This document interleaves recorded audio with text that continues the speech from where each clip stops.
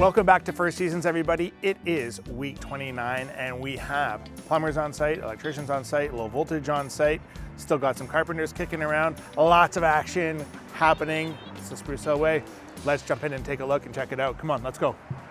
Okay, so here we are in the foyer. Not a lot of sweet action going on here. Of course, we have our temporary fall protection railing here, and we've got our shear wall done there. We were talking about shear walls and shear wall blocking when we were last on site.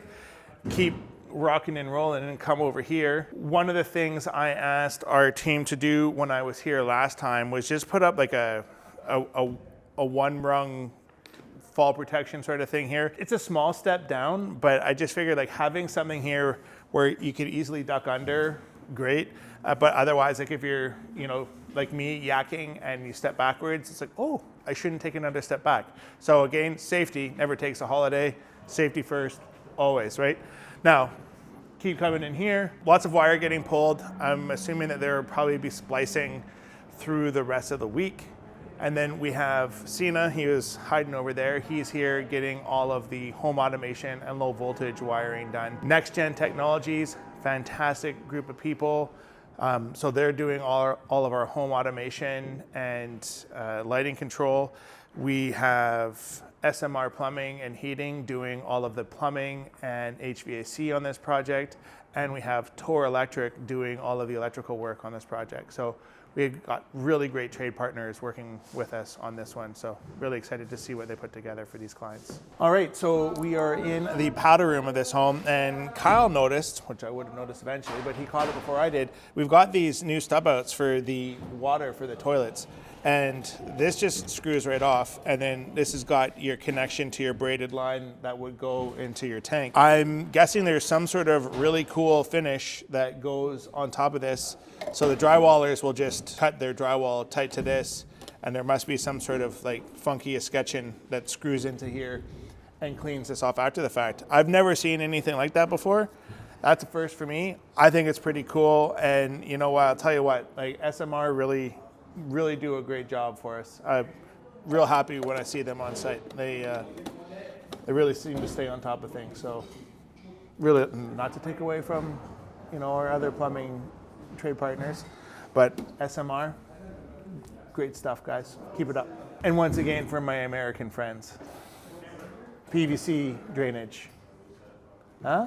You happy now? Again, we have a whole bunch of wire that is just being dropped to all of the different plug and switch locations.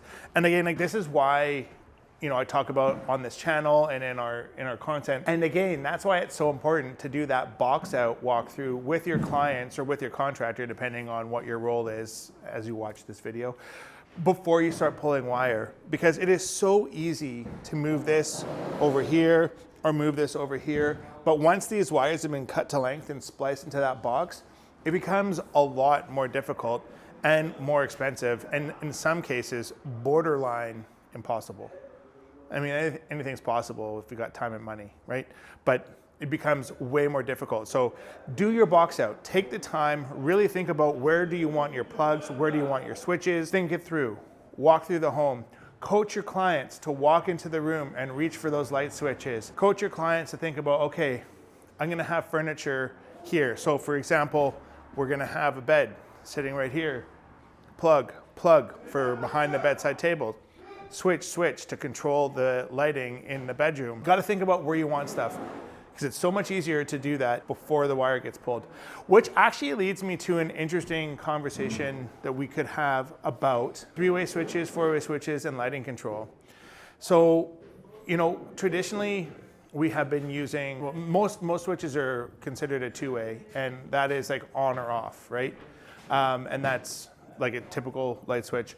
Now, three-way is one where you have two different light switches that can control the same fixture. Sometimes designers and clients get like, oh, I want to switch over here for this, and a switch over that, and a switch over there. So there is a simpler solution, and that's a Pico switch. And so basically what you do is you have a control switch, so to speak, over here. And then it's just like basically what's it called? I can't remember, a Zigbee, I think, system it uses to talk to one another. And you can have a switch over here that's controlled by basically a dummy switch over there, and it's literally just the thickness of a switch that you can stick, like literally take a sticker and stick it on the wall, and it looks like a legit switch. Battery lasts, I don't know, a couple years or something like that, and now you don't have to pay that cost of running wire here, there, and everywhere. Because if you have ever tried to do your own DIY stuff and tried to splice in and wire a three-way switch, if you got it right the first time, I would like to shake your hand, because I have tried to do it multiple times and screwed up every time. Hats off to the electricians and figuring out the three-way switches. I could never do it. Garage windows are in.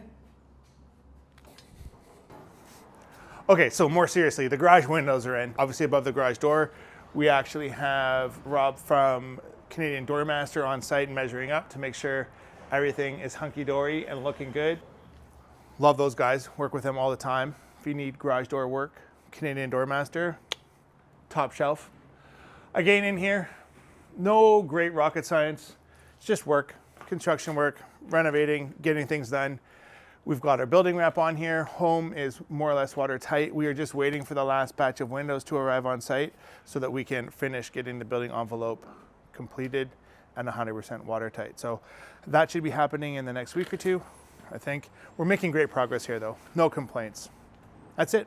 That's a wrap on today, everybody. Thank you so much for watching. Please like the video, subscribe to the channel. We're trying to get to 500. Please help me get there. If you have a home that you've been thinking about renovating, talk to us. Let's work together and create something awesome like this. Find us on our phone here, give us a shout, love to chat with you, or you can reach out on the website and learn more and book a call with us there as well. In the meantime, stay awesome. Thanks for watching and catch you on the next one. Bye now.